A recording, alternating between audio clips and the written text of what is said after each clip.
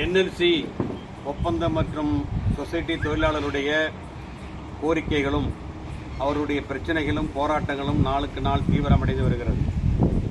நீதிமன்றங்கள் பல்வேறு தீர்ப்புகளை அளித்திருந்த போதிலும் சமீபத்தில் கடந்த 26ஆம் தேதி உயர்மட்ட குழு அமைக்கப்பட்டு அதிலே விவாதித்த முடிவுகளை கூட இன்னமும் என்எல்சி நிர்வாகம் நிறைவு செய்யவில்லை. மத்திய அரசு நீதிமன்றத்தின் உத்தரவுக்கு கட்டுப்பட்டு தொழிலாளருடைய பிரச்சனையை தீர்க்க முன்வரவில்லை. தமிழ்நாடு அரசு இது ஏதோ வேறொரு நாட்டிலே நடக்கிற பிரச்சனையைப் போல பாராமுகமாக இருக்கிறது, அலட்சியமாக இருக்கிறது.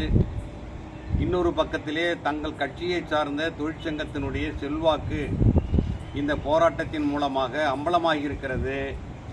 இந்த போராட்டம், இந்த கோரிக்கைகள் நிறைவேற்றப்பட்டால் அவர்களுடைய எதிர்கால செல்வாக்கு குறைந்துவிடும் என்று அவர் நம்புவதால் இந்த கோரிக்கைகளை என்எல்சி நிர்வாகம் தீர்க்க முடியாமல் பார்த்துக் கொள்கிறார்கள். எனவேதான் தொழிலாளர்கள் ஜனநாயக ரீதியாகவும் சட்ட ரீதியாகவும் பல்வேறு போராட்டங்களை நடத்தியிருக்கிறார்கள். தமிழக அரசு இதை பற்றி கொஞ்சமும் கவலைப்படவில்லை. எனவேதான் தொழிலாளர்கள் அவரது குடும்பங்கள் கடந்த ஒரு மாத காலமாக ஆலோசனை செய்து கூட்டங்கள் நடத்தி வருகிற 15ஆம் தேதி கடலூர் மாவட்ட ஆட்சியர் அலுவலகத்திலே நாங்கள் ஒவ்வொரு தேர்தலிலேயும் மாறி மாறி பல கட்சிகளுக்கு வாக்களித்திருக்கிறோம். வாக்களித்து வெற்றி பெற்ற யாரும் தொழிலாளருடைய நியாயமான உண்மையான பிரச்சனையை பற்றி பேசவில்லை. போராட்டங்களின் போது அதை வேடிக்கை பார்த்தார்களே தவிர போராட்டங்களுக்கு ஆதரவாக நின்று குரல் கொடுக்கவில்லை. சில அரசியல் கட்சிகள் குரல் கொடுத்தார்கள். அதற்கு மேல் அதிலே அவர்கள் ஆர்வமும் தீவிரமும் காட்டவில்லை. எனவே அரசியல் கட்சிகளை நம்பியும் ஆட்சியாளர்களை நம்பியும் தொழிலாளர்கள் ஏமாந்திருக்கிறோம், ஏமாற்றப்பட்டிருக்கிறோம், வஞ்சிக்கப்பட்டிருக்கிறோம்.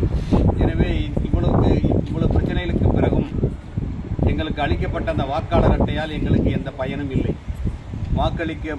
வாக்களிக்கிற ஒரு இயந்திரமாக, உயிர் ஓட்டம் இல்லாத, சூடு சுரணையற்ற, இரத்த ஓட்டம் இல்லாத ஜடங்களாக வாக்காளர்களை இந்த அரசு கருதுகிறதா என்கிற கேள்வியை மக்கள் எழுப்புகிறார்கள், தொழிலாளர்கள் எழுப்பிக் கொண்டிருக்கிறார்கள். எனவே நாங்கள் வாக்களிக்கிற கருவி மட்டுமல்ல, எங்களுடைய கோரிக்கைகளை அரசு நிறைவேற்ற வேண்டும். இல்லை என்றால் வாக்களிக்கிற உரிமை எங்களுக்கு தேவையில்லை என்பதை வெளிப்படுத்துவதற்காக வருகிற 15ஆம் தேதி காலை 11 மணிக்கு மாவட்ட ஆட்சியரிடத்திலே கடலூருக்கு சென்று தொழிலாளர்கள் குடும்பமாக தங்களுடைய வாக்காளர் அட்டையை ஒப்படைத்துவிட்டு, நீங்களாயிற்று, உங்கள் தேர்தலாயிற்று, உங்கள் ஆட்சி ஆயிற்று என்று சொல்லுகிற அளவிற்கு கோபத்தோடு தொழிலாளர்கள் வெறுப்படைந்திருக்கிறார்கள். எனவேதான் தமிழக அரசு இதற்கு மேலும் காலம் கடத்தாமல் கடந்த டாக்டர் கலைஞர் முதல்வராக இருக்கிற போது எந்தெந்த முறையிலெல்லாம் இந்த பிரச்சனைக்கு தலையிட்டார்களோ, அதே போல அண்ணா திராவிட முன்னேற்ற கழக ஆட்சி இருக்கிற போது, அம்மையார் முதல்வர் ஜெயலலிதா அவர்கள் இருந்தபோது எப்படியெல்லாம் இந்த பிரச்சனைக்கு தீர்வு காணப்பட்டதோ அதே உணர்விலே ஆளுகிற கட்சியும் எதிர்கட்சியும் எங்களுக்கு இதிலே ஆதரவளித்து செயல்பட வேண்டும் என்று நாங்கள் கேட்டுக்கொள்கிறோம். இல்லை என்றால் நாங்களுடைய இந்த தேர்தலிலே நாங்கள் தனித்து நிற்போம்.